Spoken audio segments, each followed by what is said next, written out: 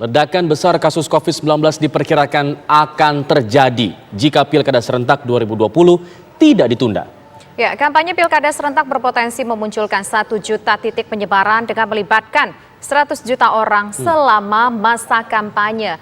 Lantas, bagaimana hitung-hitungannya dan apa bahaya yang mengancam? Bersama kami saat ini pemirsa telah bergabung pakar politik dari Indobarometer, M. Kodari, kemudian juga ada pakar kesehatan yang juga Ketua Satgas COVID-19 ID, yaitu ada Profesor Zubairi Jurban, dan juga nanti kita akan terhubung dari perwakilan KSP, tenaga ahli utama KSP, yaitu ada Ali Mukhtar Ngabalin. Saya sapa dulu terlebih dahulu yang sudah bergabung bersama kami. Assalamualaikum, selamat sore Bapak-Bapak. Selamat sore. Ya, ini menarik, ini ada satu statement. Waalaikumsalam. Selamat sore.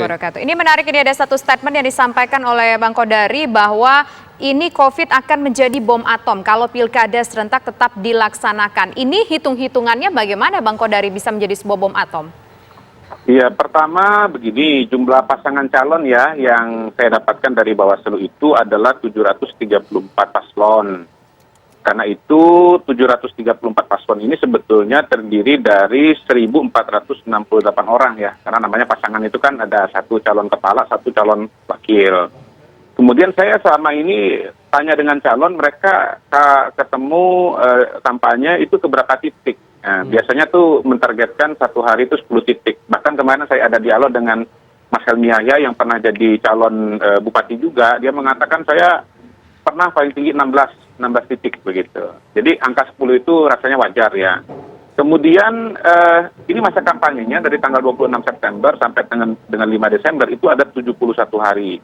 Jadi 1.468 calon tiap hari keliling ke 10 titik selama 71 hari tiap hari, maka 1.468 kali 10 titik kali 71 hari itu menghasilkan potensi 1.042.280 titik pertemuan ya, sekaligus garis miring kita sebut sebagai titik penyebaran COVID karena kerumunan itu adalah potensi penyebaran COVID ya. Ingat bahwa COVID itu tidak jalan sendiri, dia menyeberang dari satu orang ke orang yang lain, dia menular lewat inang gitu. Baik. Makanya kemarin kita PSBB ya kan, makanya ada lockdown supaya apa, orangnya tidak bergerak atau tidak berpindah. Nah, kalau titiknya ada 1 juta dan kalau kita ikuti aturan PKPU yang ada sekarang bahwa di tiap titik itu katakanlah 100 ya, maka kemudian kalau menurut ahli epidemi dari UI Pak Iwan Aryawan, kalau positivity rate-nya 5%, maka tiap titik itu pasti melahirkan 1 kasus begitu. Kalau positivity rate-nya 10% dan itu adalah angka sekarang ya, angka sekarang ini bahkan bisa nyampe belasan, maka tiap titik itu akan menginfeksi, melahirkan 2 kasus baru. Jadi 2 dikalikan 1 juta itu sudah 2 juta orang begitu. Nah, kemudian orang-orang ini akan pulang ke rumah masing-masing.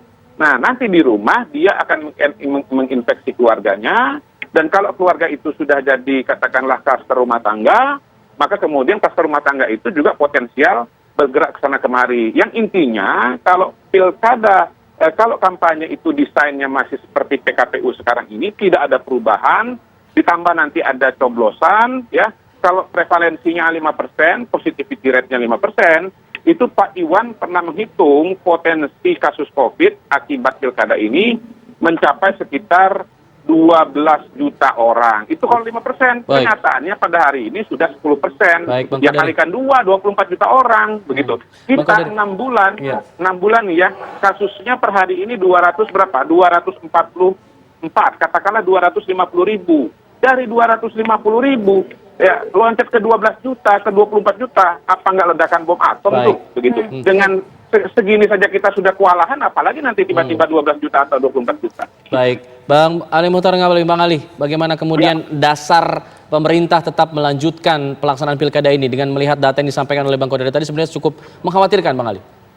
Iya, kekhawatiran tentu bisa ya, saya terima kasih juga. Setiap kita harus khawatir dan penting untuk juga menjadi pertimbangan.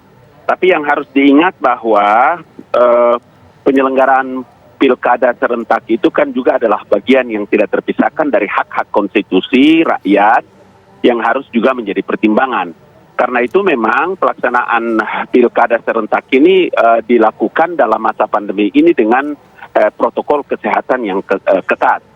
saya ingin mengatakan bahwa pemerintah tidak buta-buta untuk mengambil keputusan tetap melaksanakan pilkada ini kecuali dengan satu protokol yang ketat. Apa maksudnya? Tidak ada lain kecuali saya ingin mengatakan bahwa itu sebabnya maka Bapak Presiden menegaskan bahwa penyelenggaraan pilkada ini tidak bisa menunggu pandemi ini berakhir. Kenapa begitu? Karena ya tidak ada satu negara di dunia ini pada masa COVID pandemi seperti ini kan yang mengetahui tentang kapan berakhirnya pandemi ini. Dengan begitu maka penyelenggaraan pilkada tentu seperti saya katakan tadi harus dipikirkan, ya, pemerintah telah pikirkan untuk dilaksanakan dengan protokol kesehatan yang ketat. Seperti juga saya ingin katakan bahwa kita tahu bahwa negara-negara lain, ya, seperti sebutlah Singapura, kemudian Jerman, Baik, Prancis, kita dapat poinnya Korea berarti Selatan, untuk sampai juga hari ini, sampai detik ini, pilkada akan tetap berjalan begitu Bang Ngabalin, ya. Lantas bagaimana tanggapan dari seorang dokter melihat kondisi sekarang saat ini, tapi juga di sisi lain pemerintah ingin memperhatikan hak konstitusi masyarakat dalam artian pilkada jalan, akan seperti apa efek penyebarannya? Nanti kita akan tanyakan kepada Profesor Zubairi, tapi usai jeda berikut kami kembali sesaat lagi.